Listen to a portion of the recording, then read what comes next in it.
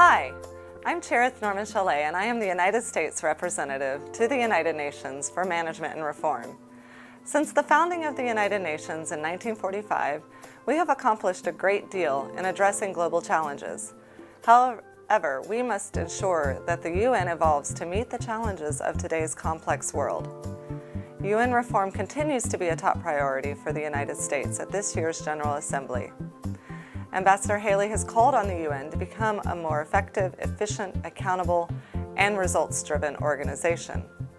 As the Ambassador for UN Management and Reform, I work to ensure that the UN meets these objectives in order to fully realize the U.S. return on investment.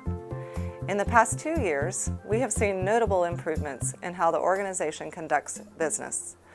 Ambassador Haley has worked through the Security Council in partnership with troop-contributing countries and the Secretary General so that UN peacekeeping operations meet the needs on the ground.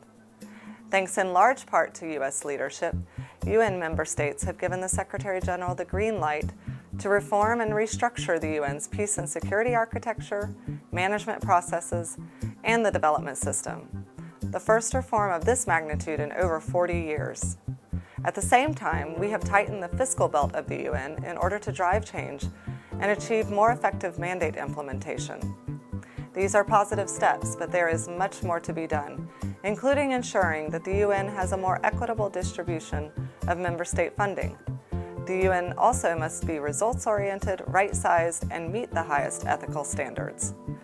The United States plays a large and important role at the UN, and we have a strong interest in making the organization more accountable and transparent. These are goals that all member states should support.